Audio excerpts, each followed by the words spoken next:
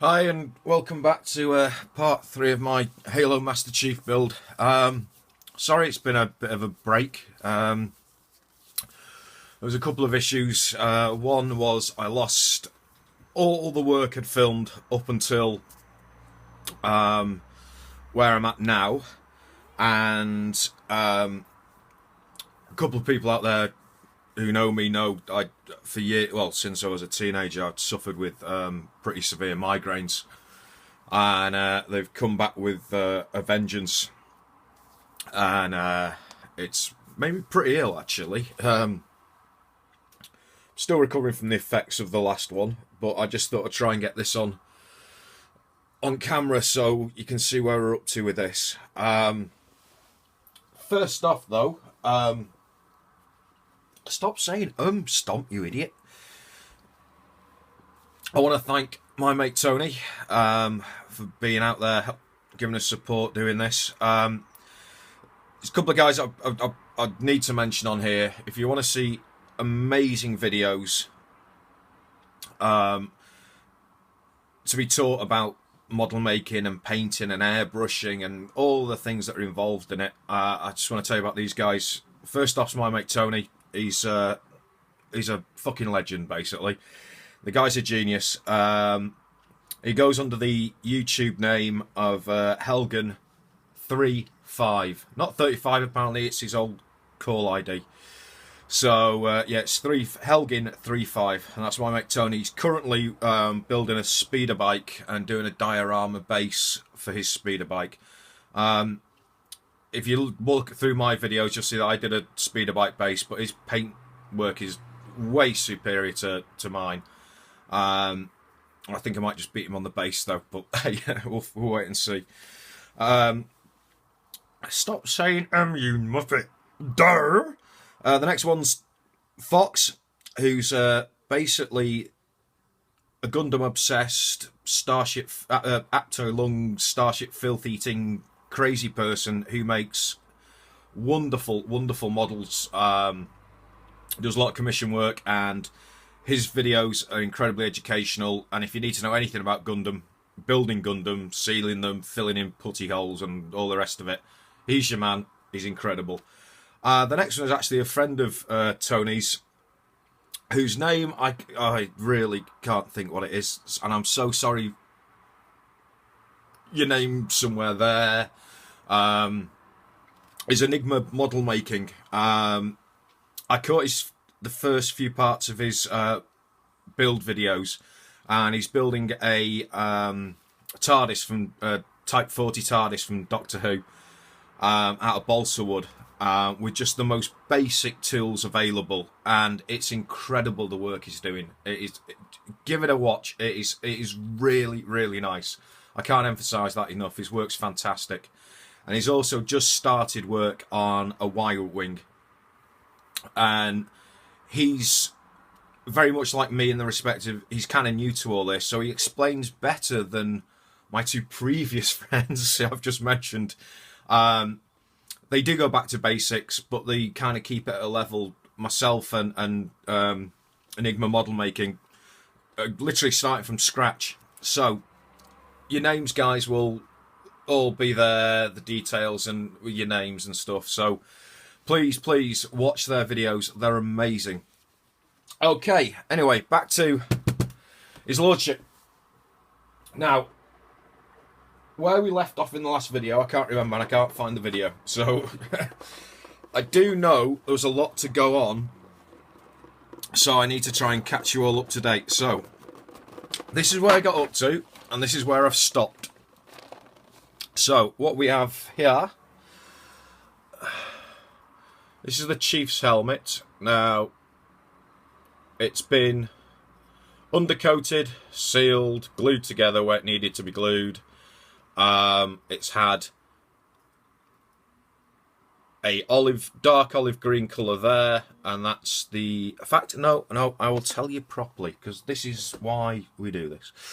What we're looking at there. Yeah, that's that one. And where's the other one gone? No, it's not that one. That's snot green. It's not snot green, but it's good as. It's not that one either. Oh, what have I done with those? Oh, they are hiding crap diddle so. Right, my base colour, I used the Vallejo 71.007. Get that on camera, stomping, you muppet.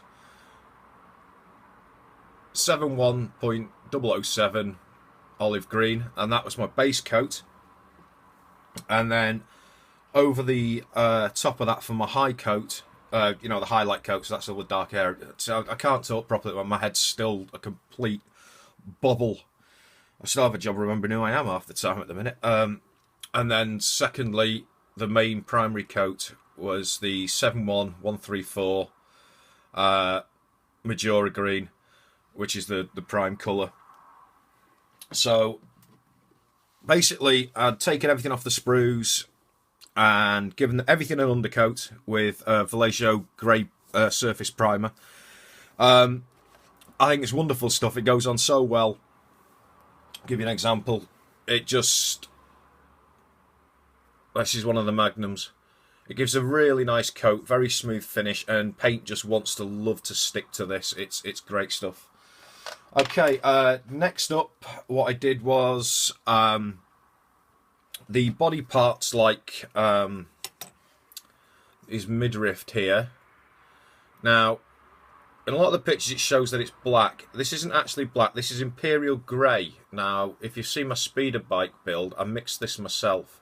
So it's almost black, but it's not quite. It's actually a very, very, very dark grey. And to quote His Lordship Tony, there are no such things as pure black in nature. So, there we go. So, these are all painted, all the parts, these parts, undercoated and then coated with, Imperial Grey. And then, on certain parts, and I should pick up on maybe this part of the hip. Now, I don't know if that's reflecting properly. You can see there's a slight metallic-y blue finish. What I did was I did a light spray over the joints and parts to give it that sort of burnished, like heated metal. It does show up quite well on some of the parts, and then others it's a bit funny. But like where that joint's gone weird there, you can see that there's the blue that's come through. Luckily enough, that will be hidden by a shoulder pad. Oh god, if I say arm one more time, I'm going to chop my fingers off. Right, so you can see what I've done there, and then sealed it with good old Pledge multi-surface. Then taken the green armour parts, again, base coated them, highlighted, and then once I'd got a thing of the Pledge over the top, weathered them. Basically, I took an X-Acto knife and a pair of tweezers, and I rattled and tapped at the paintwork so it's scratched to give it sort of natural wear. As you can see here on the top of the helmet, it's all kind of beat up and battled. That's the plug-in where Cortana would be. All the dints from all the different fights that Chief's been through.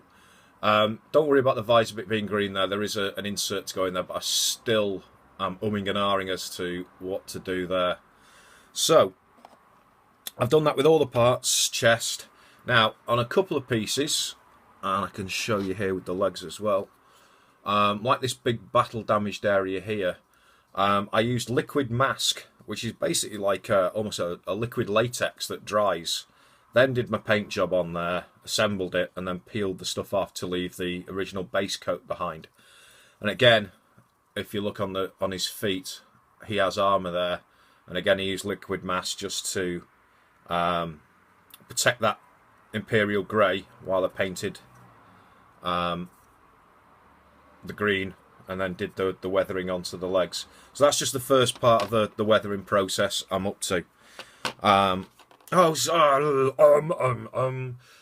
There's one of his hands. Again, I've only just inserted it just to make sure that the green was matching up when I was doing the paint, but I'm quite pleased with how it's come out. It's closer to Halo 3 than 4, but in colour. But I'm pleased with the result, and as you can see there, it's taken a bit of a fight marks and everything. So My actual primary base colour, I have to say, sorry, and I have forgot to say this, I first sprayed everything, the armour parts, in Vallejo gunmetal, which came out looking like this. So there's the AR and one of the Magnums. You can see there's just a slight spray coat on there. I want to keep this because it's going to be a dark grey or to a black almost. Same with this, there's 3 prime colours to go on here, which I'm going to have to mask off in places. And the same with the BR as well. This will be nearly the same colour as Chief's armour, with black and green. And then all needs to all be weathered and so on and so forth. So, as you can see, I'm currently up to the stage where I would do what Mr. Fox likes to call a gunk wash, and Tony calls it that as well. Just to get some more weathering in there, to start to make it look... I mean, yes, we've got the scratches and the damages, but you want to see where the dirt's bucked into the armour and where he's pummeled into an elite a few times, or rammed his fist down elite's throat and ripped his tongue out. All the fun stuff of Halo.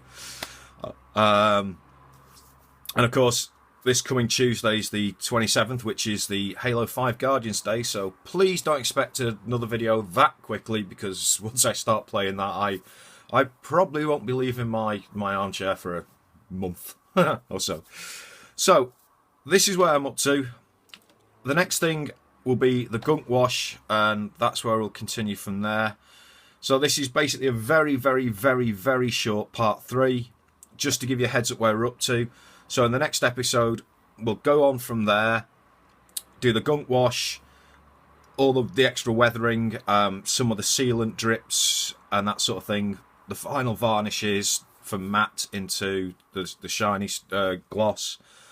And seeing as the sort of a gauntlet's been laid down, now Tony's doing a diorama base for his speeder bike, which will probably be superior to the one I did. I'm going to do a proper big base for this, because this is actually a stunning figure. I mean, Chief is massive. Let's give you a... Oh, stop saying... Strawberry mouse. Let's give you a rough idea of the scale. As you can see, he's big. He is a massive figure. So I want to do him justice once I finish the paint job. So I'm going to do a Halo base for him, because if you've bought this kit or seen this kit, this is the base that comes with it. Basically, it's a big lump of green plastic with a big green girder and a pluggy thing to put in the back as if it's a Gundam. And it's just... that's just rubbish. It's crap. I refuse to use that at all. So I'm going to plan a big base. So I'll run that as a subsection of this build, as its own little sort of mini-series as well. And then we'll put it all together. Okay, well, thanks for the support of my friends out there that have sort of wished me getting well soon better. I'm working on it, guys. I honestly am working on it.